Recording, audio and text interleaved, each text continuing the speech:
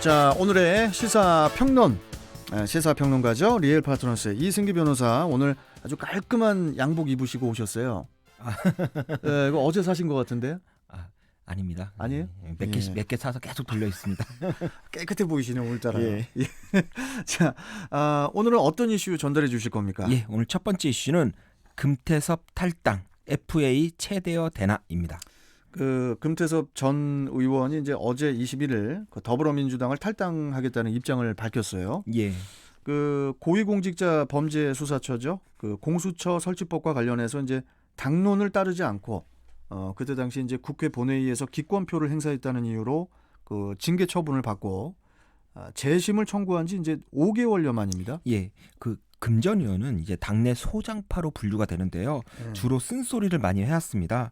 그런 만큼 이제 여당 내 야당의 역할을 했다라고 하면서 한쪽에서는 이제 뭐 한쪽으로 이제 좀 편향되는 민주당을 바로잡아주는 역할을 했다라는 평가도 있습니다. 예. 그런데 또 그에 반해서 또 당내 의원들과 또 핵심 지지층이 보기에는 우리 당이랑 맞지 않는다라고 해서 좀 불편할 수밖에 없었습니다.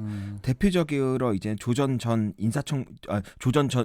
전 장관 인사청문회에서 이제 금 전 의원이 후보자의 언행 불일치에 대해 청년들에게 진심으로 사과할 생각이 없냐라고 쓴소리를 냈는데요. 이때부터 이제 좀 균열이 시작된 것 같습니다. 예. 금 전 의원 역시 이런 자신에 대한 이제 극단적 평가를 의식한들 어제 SNS에서 이제 민주당을 떠나며 라는 제목으로 글을 올렸는데요.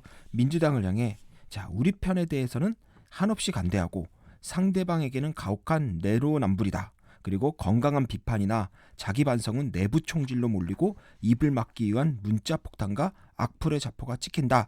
이런 쓴소리를 남겼습니다.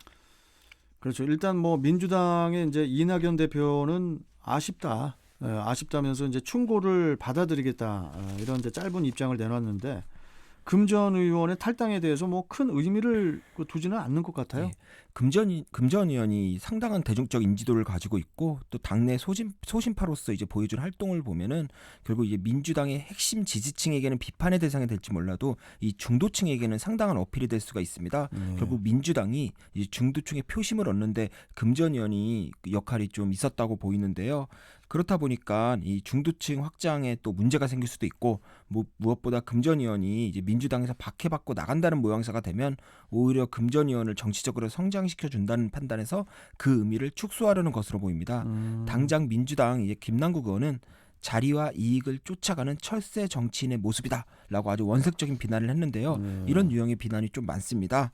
다만 민주당 내 이제 소신파로 주로 이제는 금 전 의원과 함께 쓴소리를 했던 이제 이름을 따서 한자씩 따서 만들었잖아요. 조금 박해 중 한 명인 이제 박용진 의원은 이해는 되지만 탈당에 동의하기 어렵다라고 했고요. 조응천 의원은 야속하다면서도 금 전 의원이 남기고 한 숙제를 풀기 위해 노력하겠다라고 해서 다소 다른 입장을 내놨습니다. 네. 자, 그런데 지금 그 금태섭 전 의원이 그 탈당을 하자마자 서울시장 후보 출마설이 나오고 있어요. 그것도 이제 국민의힘에서 나오고 있습니다. 이는 그만큼 이 국민의힘에 서울시장 후보로 내세울 만한 인물이 없다는 것을 의미합니다. 이건 내부적으로 좀 반성이 필요한 부분인데요. 민주당만 보더라도 지금 서울시장 후보로 거론되는 인물이 추미애 법무부 장관, 박영선 중소벤처기업부 장관, 박주민 의원, 우상호 의원, 거기에 정세균 총리까지 이 대중적 인지도와 또 정치적 중량감을 가진 이제 뛰어난 후보들이 넘쳐납니다.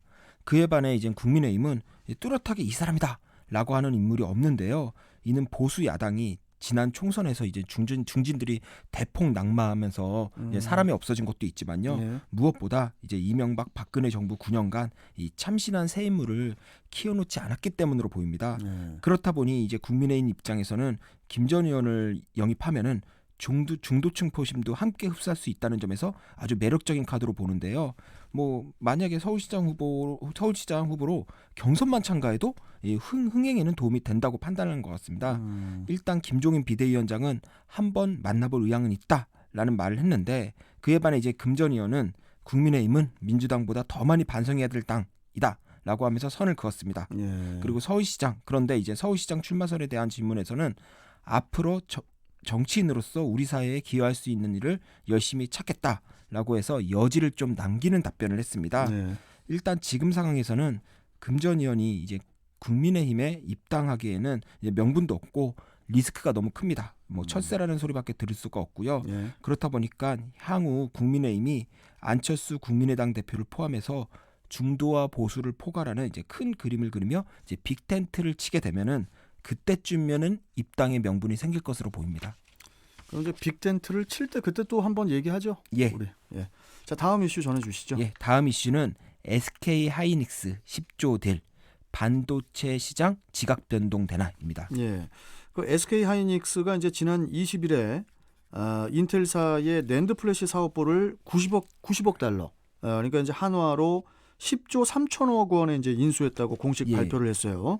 그 지난번에 삼성전자가 하만을 80억 달러에 인수를 했었는데 그 액수를 뛰어넘는 국내 최대 규모의 인수 합병입니다. 예, SK그룹이 이제 2012년에 SK 하이닉스를 인수했고요.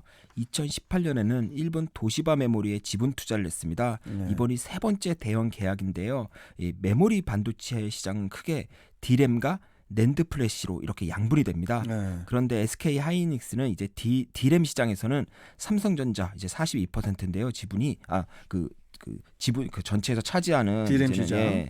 그 DM 시장에서 차지하는 지분이요. 근데 이거 여기 이제 삼성전자 EN 2위입니다. 한 30% 정도를 차지하는데요. 예. 그런데 이제 낸드 플래시 시장에서는 5위에 머물러 있습니다. SK 하이닉스가 예, 전체 매출에서도 D램 비율이 이제는 75%에 달해서 이제는 사업 포트폴리오가 약간 좀 불균형한데요. 이게 고질적인 약점으로 뽑혔습니다. 예. 하지만 이번 인수로 이 낸드 플래시 시장에서도 시장 점유율 20%를 넘어서며 1위 삼성전자의 딜을 이제 바로 바짝 이제 쫓게 된 건데요.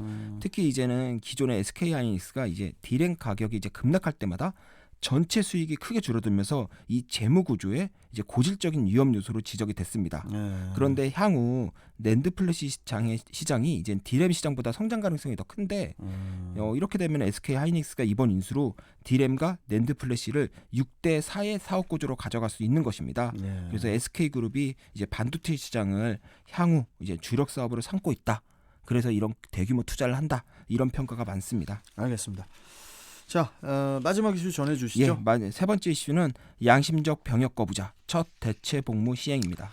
그 종교적 신앙 등 그 양심에 따른 병역 거부자들이 오는 26일부터 그 교도소에서 처음으로 대체 복무에 들어간다고 해요. 예, 법무부에 따르면 이달 64명 그리고 다음 달 42명 정도 해서 올해만 해도 106명 정도가 이제 목표 교도소 등 이제 3개 기관에서 대체 복무를 시작을 한다고 밝혔습니다. 네. 지난 2018년 6월이죠. 이제 헌법재판소가 양심적 병역 거부자를 위한 대체 복무 제도를 마련하지 않은 현행 병역법에 대해 이제 헌법 불합치 결정을 내렸는데요. 이 결정 후 이제 처음으로 대체 복무가 시작되는 겁니다.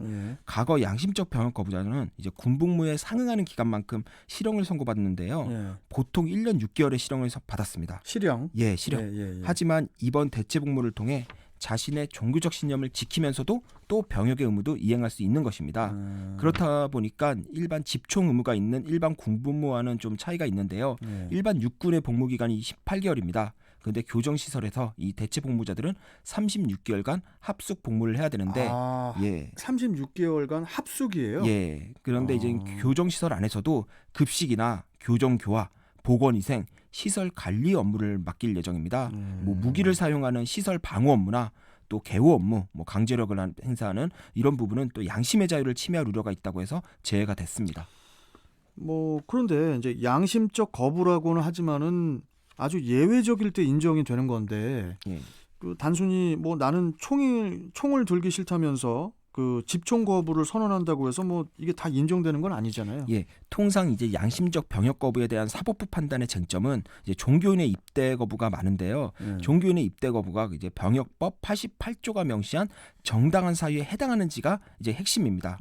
이 조항은 정당한 사유 없이 입영이나 소집일로부터 일정 기간 불응하면 3년 이하의 징역을 처하도록 규정하고 있는데요. 그렇다 보니까 이 병역 거부자의 종교적 신념이 과연 정당한 사유에 해당할 만큼 진실한 것인지가 이제는 가장 중요한 판단 요소입니다. 특히 양심적 병역 거부와 관련돼서 가장 많이 언급되고 또 헌법재판소의 위헌 결정을 이끌어내는 원인이 되기도 하는 게 바로 여호와의 증인이라는 종교 집단입니다. 뭐 우리나라 교회 주요 교단에서는 이제 2단으로 규정하고 있는데요. 이 여호와의 증인 이 종교 집단이 결국에는 뭐 병역 거부자로 가장 많이 말이 나오는데 무조건 무죄를 받고 여호와의 증인이라고 해서 대체 복무를 하는 게 아닙니다. 여호와의 증인 신도는 이 종교 집단 구성원으로 받아들여지기 위해서는 침례 의식이라는 걸 거친다고 하는데요. 네. 그렇다 보니까 침례 의식을 거쳤느냐 거치지 않았냐가 유무죄를 가르치는 이제 주요 근거 요소도 되는 겁니다. 근데 이제 원래 국군 육군이 복무 기간이 18개월인데 예. 교정 시설에서 36개월간 출퇴근도 아니고 합숙 복무를 해야 된다면 예. 이거 좀 생각을 하고 결정들을 했으면 좋겠어요. 36개월이 이게 전문 용어로 장난이 아니거든요. 예. 이게 양심적 병역 거부를 또 악용하는 사람들을 막기 위해 네. 그렇게 한 걸로 보입니다. 자, 오늘 말씀 잘 들었고 내일 뵙겠습니다. 고맙습니다. 예, 감사합니다. 자, 시사평론가 리엘 파트너스의 이승기 변호사와 함께했고요.